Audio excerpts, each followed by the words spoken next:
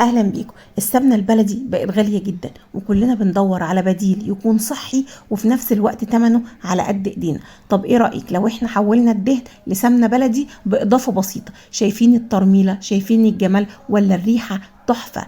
يلا بينا نسمي الله ونصلي على رسول الله ونروح نشوف احنا عملنا ازاي. بص يا ست الكل، هتروحي عند الجزار هتقطعي كيلو من الدهن، ويا ريت يكون من دهن البطن. الكيلو بيبقى عامل في حدود 40-50 جنيه، وهتبتدي ان انت تقطعيه قطع صغيره جدا زي ما انت شايفه كده. والافضل لو انت عندك مفرمه افرميه، كل ما كان قطع صغنونه جدا ده بيساعد انه يسلم معاكي بسرعه زي ما انت شايفه كده. في ناس كتير بيبقى عندها مشكله مع ريحه الدهن، ما بتحبش تستخدمه عشان الريحه بتاعت الدهن. لو انت جربت الطريقه دي والله ريحته قريبه جدا من السمنه البلدي. لو وصلت لحد هنا في الفيديو ما تنسوش تحطي لي لايك. فضلت بقى اقطع فيه بالطريقه دي لحد ما خليته قطع صغيره خالص، وجبت بقى حله وحطيته في الحله وهروح احطه على النار. بعد ما حطيته على النار وقلبته كده وابتدى يسيح معايا، وتخلي بالك النار تكون هاديه جدا.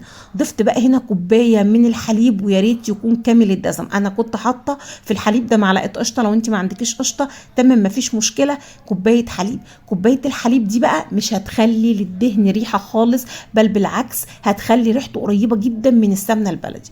وافضلي بقى قلبي فيه ايدك فيه على طول، تفضلي تقلبي فيه علشان ما يتحرقش منك. وحطيته بقى على نار هاديه خالص لحد ما ساح معايا وبقى بالشكل اللي انت شايفاه ده. ابتديت بقى ان انا اشيل القشيم ده واصفي الدهن بتاعنا ده او السمنه في برطمان ازاز، وصفيه وهو سخن، لانه لو قعد هيجمد ومش هتعرفي ان انت تحطيه بعد كده في البرطمان. وزي ما انت شايفه كده صفيته.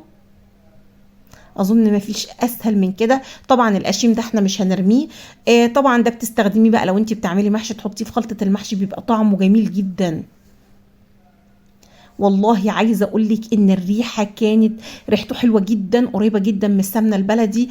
يعني شوفوا بقى، احنا عملنا كيلو من السمنه البلدي ب 40-50 جنيه. يا رب تكون الطريقه عجبتكم وافادتكم. شايفين الترميله؟ وشكرا ليكم والسلام عليكم ورحمه الله وبركاته.